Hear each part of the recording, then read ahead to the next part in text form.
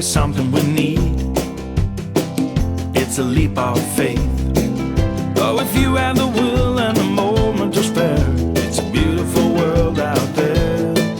It's a beautiful world out there.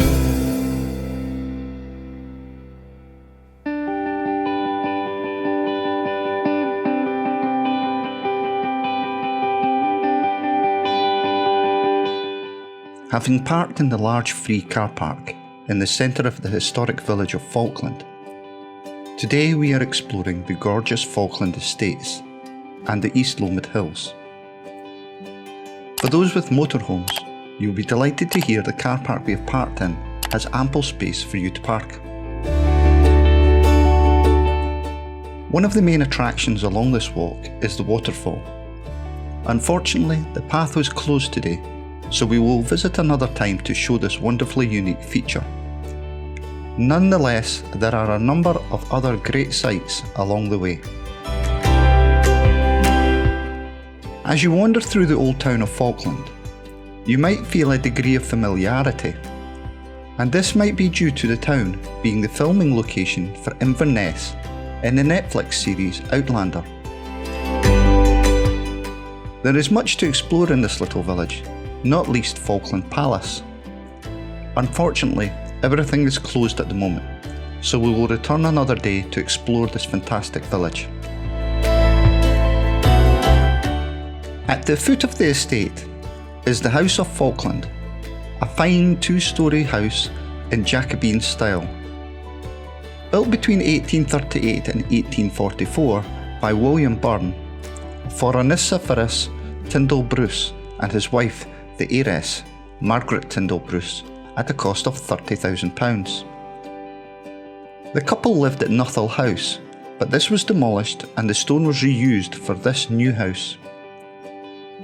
The house comprises two connected sections, a main block of 2 storeys and a single-storey service range attached to the northwest.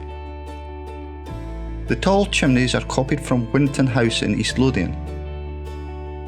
The property has been A-listed since 1972. The House of Falkland was bought in 1890 by John Patrick Crichton Stuart, the 3rd Marquess of Bute.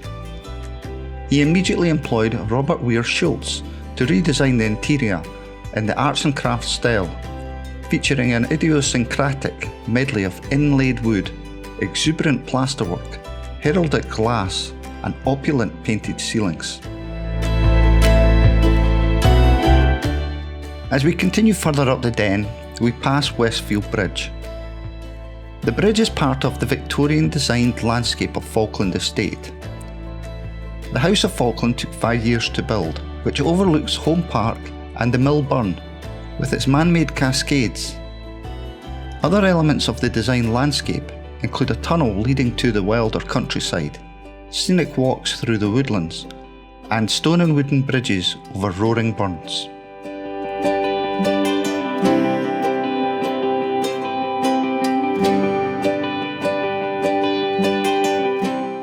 On the way up the East Lomond Hill, we rest at the Tyndall Bruce Monument, with its fantastic views across the open Fife countryside.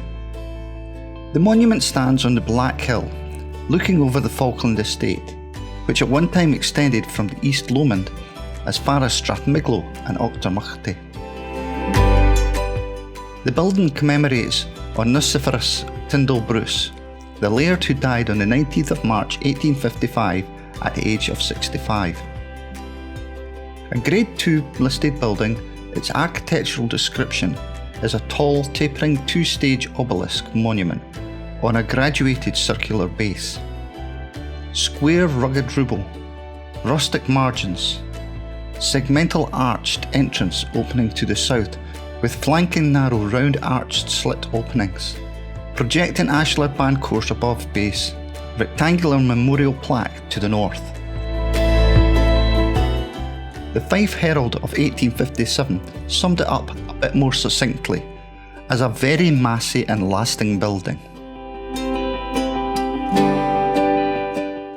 In 1820, Falkland Estate was purchased by Professor John Bruce, an unmarried gentleman in his 70s.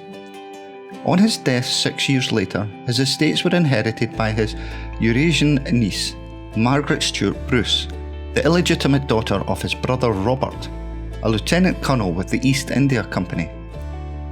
A major heiress in her late 40s, in 1828 she married Onesiphorus Tyndall, a Bristol-born barrister who reportedly had considerable debt. In addition to a prenuptial agreement, she required him to take her surname. The Tyndall Bruces built the house on Falkland as their country home and the nearby Temple of Decision. They spent many decades accumulating land, as well as funding Falkland's new parish church and fountain. Renowned for their charitable giving, they played an active role in Fife society and politics. Onesiphorus, whose New Testament name means bringing profit or useful, was known as the Laird, though his wife, who had a good understanding of business, kept a good deal in her own power.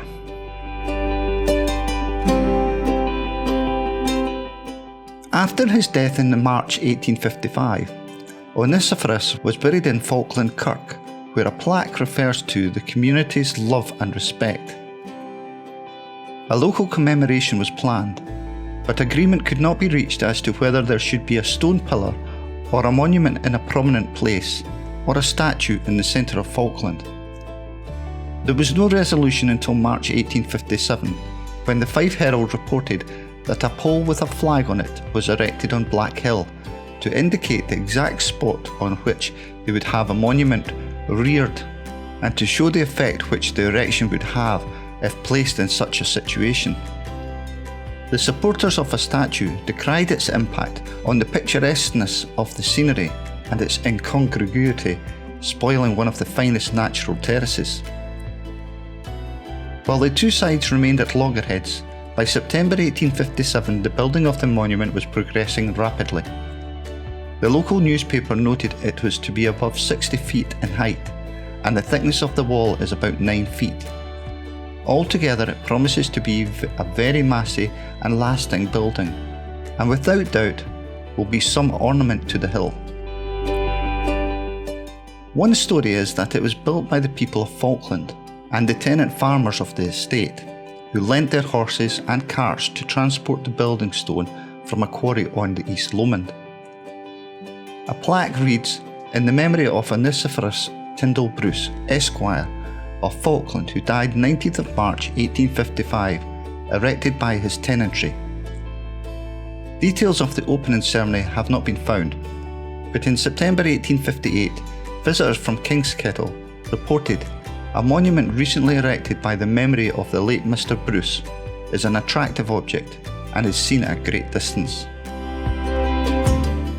It was not until 10 years after Onesiphorus's death in October 1865 that a bronze statue of him sculpted by Sir John Steele, paid for by public subscription, was unveiled in Falkland in the presence of his widow.